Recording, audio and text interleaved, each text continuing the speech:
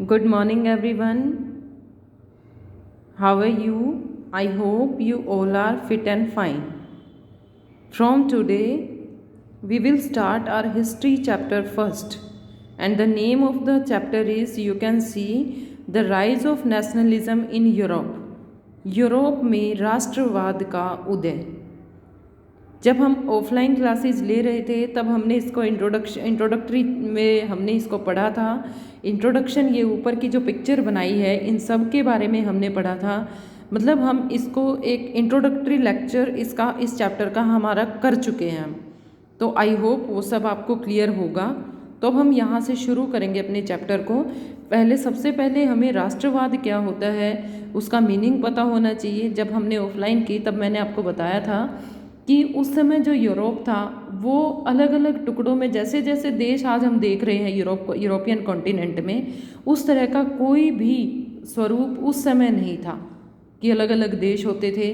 मतलब जो पूरा का पूरा यूरोप था वो अलग अलग टुकड़ों में बटा हुआ था, देश का कोई वजूद नहीं होता था।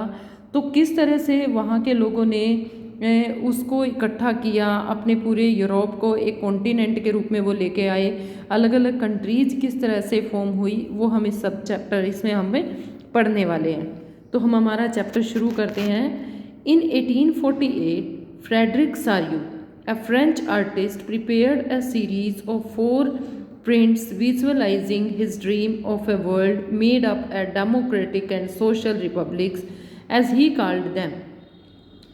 1848 में पढ़ा था हमने पहले भी। एक फ्रांसीसी कलाकार होते थे फ्रेडरिक सार्यू नाम के। उन्होंने 4 चित्रों की एक श्रृंखला बनाई। उसमें उन्होंने अपने सपनों का एक संसार रचा जो उनके शब्दों में जनतांत्रिक और सामाजिक गणतंत्रों से मिलकर बना था। यानी वो उन्होंने अपने मन में इस तरह का ख्याल उनके मन में था कि एक ऐसा संसार हो जो जनतांत्रिक हो, यानी सभी लोगों की उसमें सुनी जाए, सामाजिक गणतंत्र हो, सभी लोग मिलजुल कर रहें, अलग अलग, मतलब कोई बटा हुआ ना हो। The first print of the series shows the peoples of Europe and America, men and women of all ages and social classes, marching in a long train and offering of homage to the Statue of Liberty as they pass by it. ऊपर का चित्र, जैसे कि ऊपर के चित्र के बारे में हमने डिस्कशन किया था, में यूरोप और अमेरिका के लोग दिखाए गए हैं। सभी उम्र और सामाजिक वर्गों के स्त्री पुरुष एक लंबी लाइन में स्वतंत्रता की इन्होंने एक मूर्ति बनाई है कि वो पूजा कर रहे हैं, उनको पूजा करते हुए दिखाया जा रहा है कि फ्रांसीसी क्रांति के दौरान कलाकार स्वतंत्रता को, जो उनको स्वतंत्रता होती थी उसको वो महिला के रूप में माना करते थे। यहाँ भी आप ने यहाँ पिक्चर में देखा होगा कि जो स्वतंत्रता की मूर्ति उन्होंने इनको दिखाया है उनके हाथ में एक मशाल भी है, मशाल पकड़े हुए उसको दिखाया गया है जो उनके हाथ में, और दूसरे में मनुष्य के जो अधिकार हैं कि इंसान को किस तरह के क्या अधिकार दिए होने चाहिए उसकी एक घोषणा पत्र हम कह सकते हैं, वो भी उन्होंने अपने हाथ में पकड़ा हुआ है। On the earth in the foreground of the image lie the shattered remains of the symbol of absolutist institution. और जो नीचे आपको ये बिखरे हुए दिखाई दे रहे हैं ये सब के सब क्या हैं, ये जो उस मूर्ति के सामने नीचे ज़मीन पर पड़े हुए हैं वो उन राजाओं के, उन निरंकुश संस्थानों के, उन राजाओं के वो अवशेष कह सकते हैं हम जो कभी यहाँ पर राज करते थे। Remains of the symbols of absolute institution in Sorrieu's utopian vision. अब बेटा एक हम ये वर्ड देखेंगे, यहाँ पर यूटोपिया आया है। यूटोपिया क्या होता है यहाँ पर देखेंगे इसको। Utopia, a vision of a society that is so ideal that it is unlikely to actually exist. Utopia को हम कल्पनादर्श भी बोलते हैं, यानी एक ऐसे समाज की कल्पना करना कि जो समाज इतना आदर्श हो कि उसका साकार होना लगभग असंभव लगता है। यानी अपने मन में ऐसा सोच लेना कि संसार ऐसा हो जाएगा, सभी इस तरह से रहेंगे, कभी कोई गलत काम नहीं होगा, मतलब इस तरह के संसार की कल्पना कर लेना जो मतलब ऐसे लगता है कि वो केवल हमारे सपनों में हो सकता है, वो कभी रियल लाइफ में हो नहीं सकता, उसको यूटोपिया बोलते हैं। The peoples of the world are grouped at distinct nations identified through their flags and national costumes। यहाँ पर लोग आपको अलग अलग उन्होंने झंडे पकड़े हुए हैं, अलग अलग उनकी कॉस्ट्यूम है, इस तरह से उनको दिखाया गया है। Leading the procession way past the Statue of Liberty are the United States and Switzerland which by the time were already nation states France. अब यहाँ पर देखिए स्वतंत्रता की मूर्ति से कहीं आगे, उससे थोड़ा सा आगे चलते हैं। इस जो ये जुलूस निकला हुआ था इसका नेतृत्व कर रहे थे संयुक्त राज्य अमेरिका और स्विट्जरलैंड, जो अब तक राष्ट्र राज्य बन चुके थे, यानी वो बन चुके थे, उन्हें वो किसी के अंडर में नहीं थे। जो फ्रांस जो क्रांतिकारी तिरंगे से पहचाना जा सकता, फ्रांस भी था।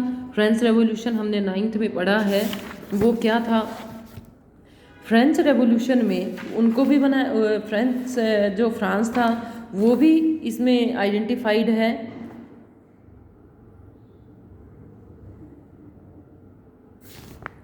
Identified by the revolutionary tricolour he just reached the statue.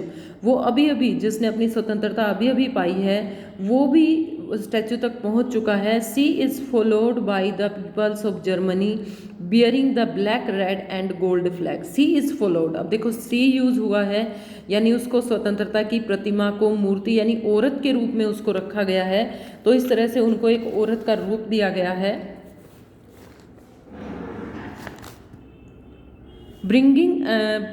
bearing the black, red and gold flag. Interestingly, at the time when Saryu created this image, the German people did not yet exist as a united nation. The flag they carry as an expression of liberal hopes in 1848 to unify the numerous German-speaking principalities into a nation state under the democratic constitution. अब यहाँ पर क्या किया गया है कि सारियो ने यह छवि जब उसने बनाई तो जर्मन लोग तब तक संयुक्त राष्ट्र का हिस्सा नहीं बने थे, वो झंडे को थामे हुए हैं और 1948 की उदारवादी उम्मीदों की अभिव्यक्ति, जिनमें अनेक जर्मन भाषी रियासतों को एक प्रजातांत्रिक संविधान के अंतर्गत एक राष्ट्र राज्य में गठित करने की चाह थी, यानी वो खुद को भी एक राष्ट्र राज्य बनाना चाहते थे। Following the German peoples are the peoples of Austria, the kingdom of the two Sicilies, Lombardy, Poland, England, Ireland, Hungary and Russia. From the heavens above, Christ, saints and angels gaze upon the scene. They have been used by the artists of symbolize fraternity among the nation of the world. अब ऊपर से स्वर्ग से ईसा मसीह, संत और फरिश्ते इन सबको अपनी आंखों से देख रहे थे। चित्र का जो फ्रेडरिक सारियो था उन्होंने इसका इस्तेमाल दुनिया के राष्ट्रों के बीच भाईचारे के प्रतीक के रूप में दिखाया, यानी एक स्वतंत्रता की मूर्ति के पीछे, ये इसी पिक्चर पे फिर से चलते हैं, एक स्वतंत्रता की मूर्ति के पीछे इतने सारे लोग अपने अपने झंडे लेकर यानी खुद को आज़ाद कराने की वो राह पर चल रहे हैं, तो ऊपर से जो देवता थे वो भी इन सारी चीज़ों को देख रहे थे। This chapter will deal with many of the issues visualized by Saryu in figure 1. During the 19th century, nationalism emerged as the force which brought about sweeping changes in the political and mental world of Europe. The end result of these changes was the emergence of the nation state in place of the multinational dynastic empires of Europe. The concept and practices of modern state in which a centralized power exercises sovereign control over a clearly defined territory had been developing over a long period of time in Europe. अब इसमें क्या था, 19वीं सदी के दौरान राष्ट्रवाद एक ऐसी ताकत बनकर उभरा जिसने यूरोप की राजनीतिक और मानसिक जगत में भारी परिवर्तन ला दिया, यानी सभी लोग, सभी जो राष्ट्र थे वो आज़ाद होने की ताक में थे, सभी बाहर निकलना चाहते थे उन बेड़ियों से। इन परिवर्तनों से अंततः यूरोप में बहुराष्ट्रीय वंशीय साम्राज्यों के स्थान पर राष्ट्र राज्य का उदय हुआ। बहुराष्ट्रीय यानी जो पिछले जो राजा थे फिर उनका बेटा राजा बन जाता था, इस तरह के जो चीज़ें फैलते चली आ रही थी अब वो ख़त्म होने की कगार पर थी। यूरोप में लंबे समय से एक ऐसे आधुनिक राज्य की गतिविधि और विचार विकसित हो रहे थे जिससे स्पष्ट रूप से परिभाषित क्षेत्र में प्रभुसत्ता एक केंद्रीय शक्ति की थी।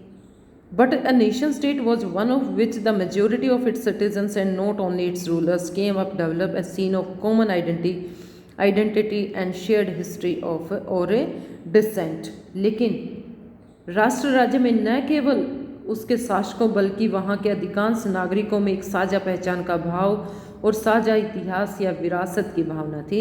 यानी अब किसी एक राजा का काम नहीं था, कोई एक राजा उनको संभाल नहीं सकते थे, इसलिए सभी के सभी लोग मिलकर अपने देश को, अपने वहाँ जहाँ पर वो रह रहे थे उसमें साझेपन की भावना के साथ उसको मुक्त कराना चाहते थे। This commonness did not exist from the immersial, it was forced through struggle through the actions of leaders of the common people. This chapter will look at the diverse process through which nation states and nationalism came into being in 19th century in Europe. इस अध्याय में उन प्रक्रियाओं के बारे में हम पढ़ेंगे जिनके तहत 19वीं सदी में यूरोप में राष्ट्र राज्य राष्ट्रवाद अस्तित्व में आए।